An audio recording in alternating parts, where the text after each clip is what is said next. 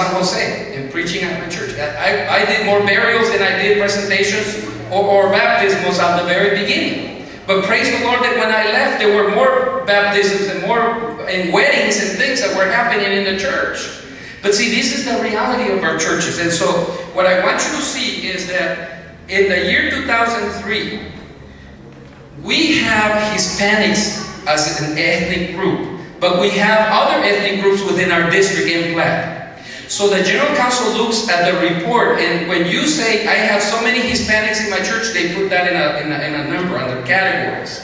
So in our district, the Hispanics are, in 2003, they were 26,617 were reported in 2003 in our district. In NCN, or the Northern Cal Nevada district, have 18,822 Hispanics of origin.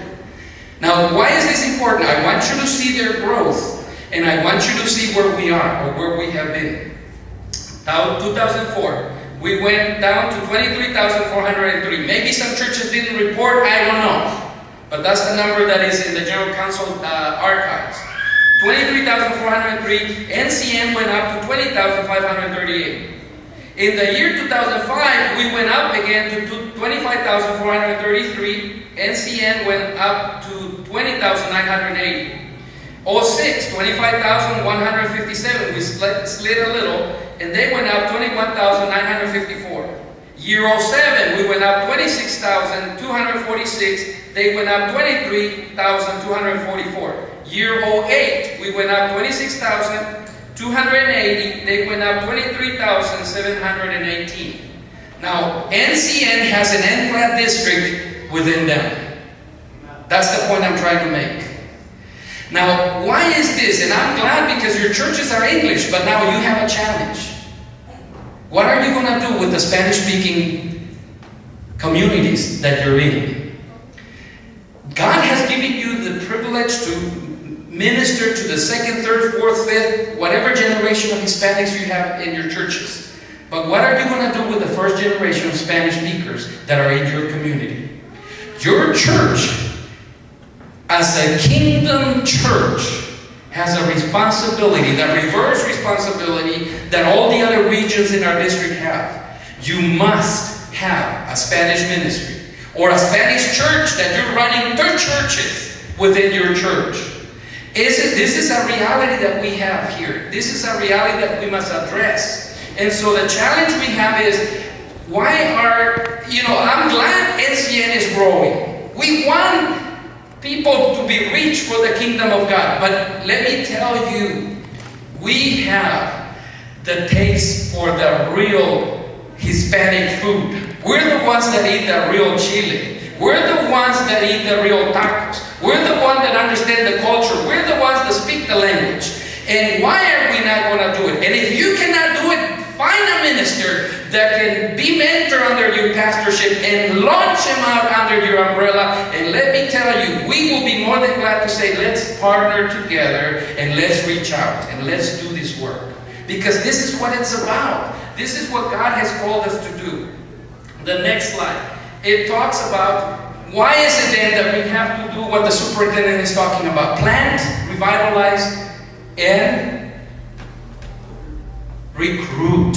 Plan, revitalize, and recruit. Because this is the graphic. Let's just go to the next. What we need to do is, because the reality is we have to grow. I mean, remember, put yourself in the growing process. Go back to when you were 5. You can't get into the same shoes, right? Even when you were a teenager. I met people who keep clothes in their wardrobes from when they were in high school. And I only know one person that still fits in there, and I'm not going to say who that is. But many of us can look at that stuff in the wardrobe and we simply say, oh, that's a nice memory. But we don't fit in that clothes anymore. Because we've grown. We've been blessed, right? Whichever way you've been blessed, the reality is that we grow as human beings. The church is not an institution. The church is a living organism. It's alive, and we're growing. We need to grow. The second reason why we have to plant new churches, revitalize missions, and recruit new ministers is because we have to deal with the attrition factor. Ministers, men and women of God who have labored devotedly and faithfully, they pass away.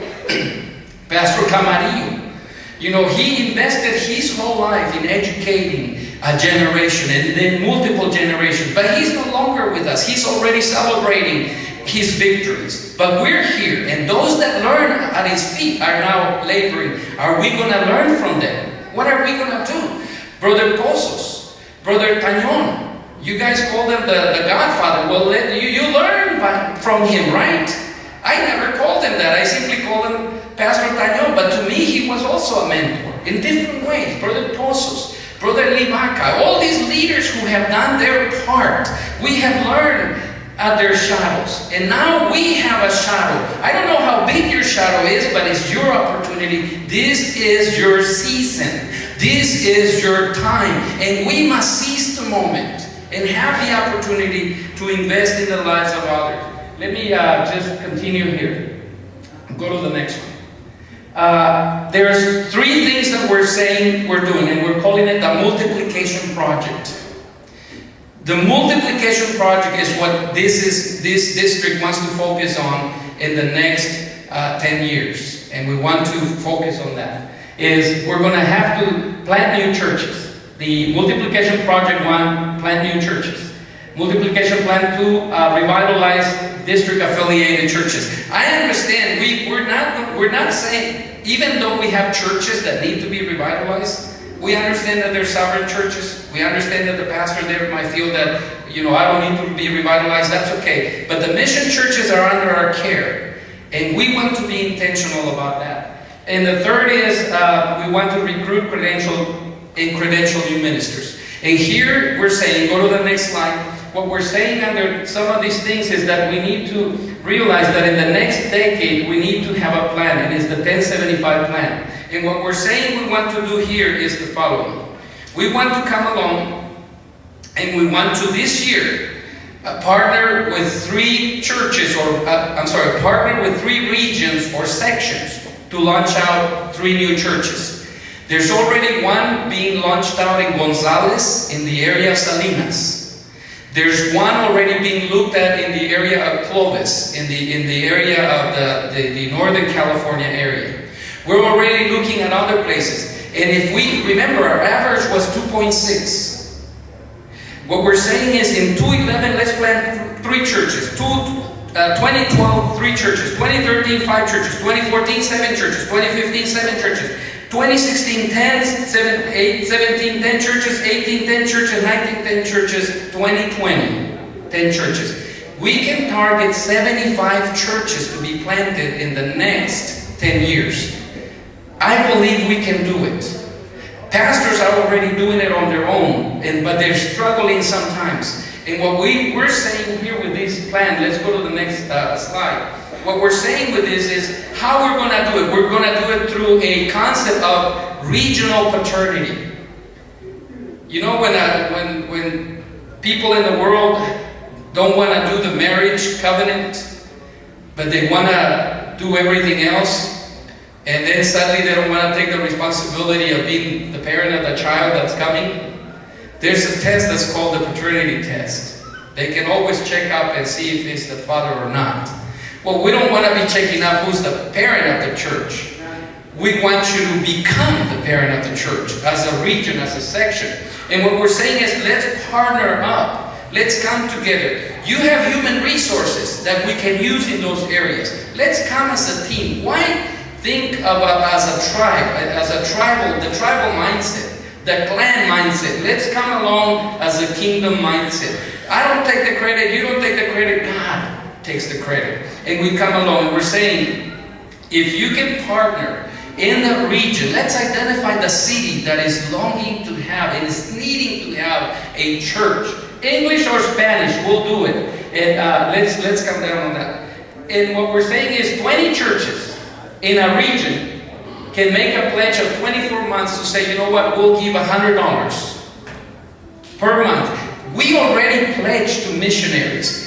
We have helped churches be built. We have purchased properties in Central America. And when I say we, meaning in our ministry, in Central America churches or purchase houses for pastors. We have contributed to missionaries in Spain and Africa and all over the place on a monthly basis. Why not in our own backyards? Why not in our own communities? If each church, if each business in our churches says, you know, Pastor, I want to contribute to that cause, but it's up to you to encourage them. What if an individual said, Pastor, I want to give for that cause. I want to make sure there's a church in that town. And we begin to commit for, we do this commitment for a 24-month period, 2 years, $100 pledge. That money that comes together from that region or that section would help launch out this work. We struggle because of the resources. Let's come together as a team and let's do this. What we're saying here is that we want to use the resources, partner with the district affiliated churches to revitalize and identify and implement mechanisms to assist the local church with short and long-term mission trips. We have a mission, and listen to this. Oregon is a vast territory. We have a mission church in the city of Ontario, Oregon. Not Canada, this is Ontario, Oregon.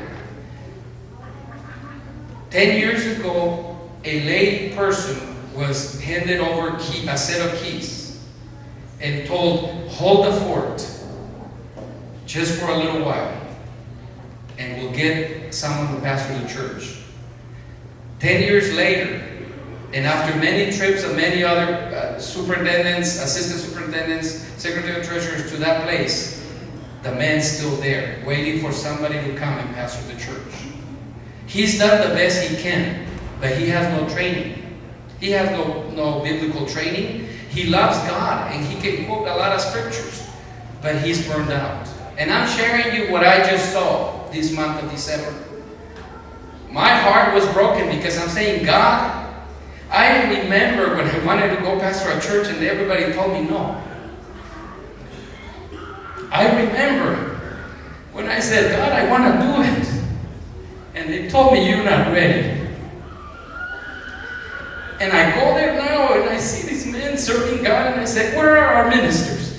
We have them in our churches because it's our benefit to keep them there.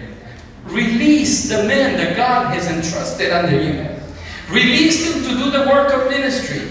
This church can grow. It has a building. It has potential. It just needs someone with faith and belief that God has called them. Young man, young lady, believe me, you may not be totally equipped and prepared, but if the heart's right, God will lead you in the path. I'm looking at two girls that want to go to a church in Mesa, Oregon. And they're going to help another pastor. Another one that was left there with doing the work. And he's been doing great. Now under the leadership of Brother Baca, he began to get himself qualified to credential. And now we're finishing up the process. He's doing a great job. And we want to send a team of girls to go there and help this summer. This is what this is about. You're saying, well, you know, I'm here in the church and I do worship. Well, there's 20 singing. We can take 2. Let us have 2 for 2 weeks, for 3 weeks. Have them in your church as a missionary, raise funds for them, and send them out. Trust that God can do it. We have other places in this valley that are needing the help. Maybe they don't want to take it directly from you, but they will take it from the district. And we want to do that. This is what this is about. The next one. I get too emotional when I talk things sometimes. But the last one here, we're talking about recruiting, and what we want to do is identify them. We want to train, and we want to credential them. There are efforts being done at the individual and local level through LABI extensions, through global study groups, through Master's Commission, and through other different means. But let me tell you, we have to create a system, a standardized system where we know what we're training everybody. Because we're going to churches and pastors are having difficulties because they haven't been trained in the area of finances. They haven't been trained in the area of ethics. And they're having conflict with the pastor next door. You know, calling their members and taking their members. And I mean, things that we can prevent if we can do the work from the beginning. So I just want to share this with you. I want to place this burden in your hearts and tell you, if you as pastors, if